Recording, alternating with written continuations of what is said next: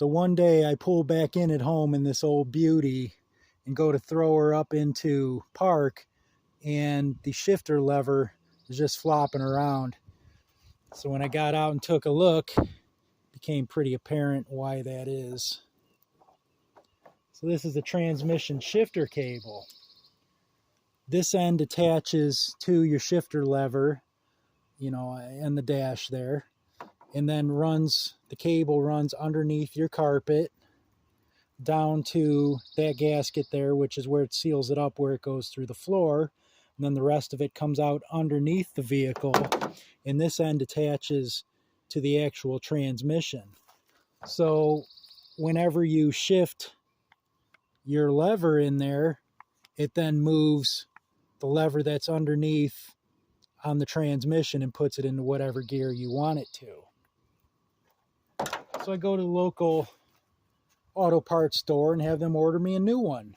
A couple days later, it comes in, set the old one next to it, and they're the same length. We're good to go. Get it home, run it through everywhere, attach it where it needs to be, and install it. And then I ran into the little problem. Underneath, there's a bracket where it attaches right here and holds it in place. So if I set them next to each other, you see they're the same length until I go to put it into park.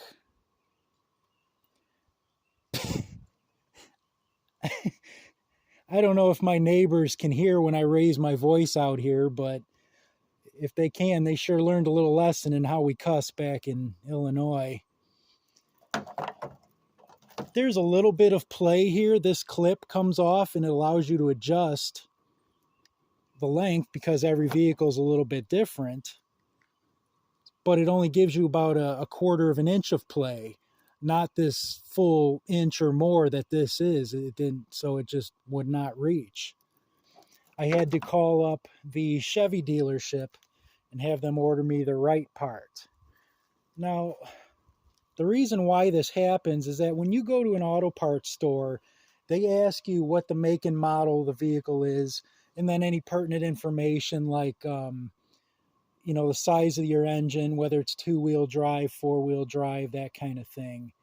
But if you go to the dealership instead, they ask you for the VIN number of the vehicle. So where the parts store is just going off the make and model and then just whatever the computer spits out will work, that's what they give you. But the dealership pulls up your actual individual vehicle and finds out exactly which part was on it. So for me, this experience taught me that from now on, yeah, I'll still go to the chain parts store for things like batteries, headlight bulbs, air filters, those things that you really can't screw up. But when it comes to these actual parts that are critical to keep the vehicle moving, I'm just going to bypass that and go straight to the dealership.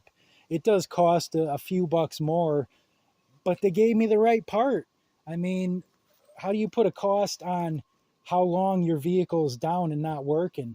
Luckily for me, this is my backup, so that's why I have two vehicles in case something like this happens. But still, your vehicle's down, it's down. And just the headache and the time and the driving and extra trips I had to make to go through this, from now on, something like this, straight to the dealership for it. And I'm not telling you, where you should be buying your stuff or not. I'm just simply sharing my experience and giving you something to think about. Maybe it can help you out in some way. Yeah, GM, the great American company, with all parts made over in the Long Dong province. So anyways, it's all taken care of now, and both vehicles are running, so that's what matters.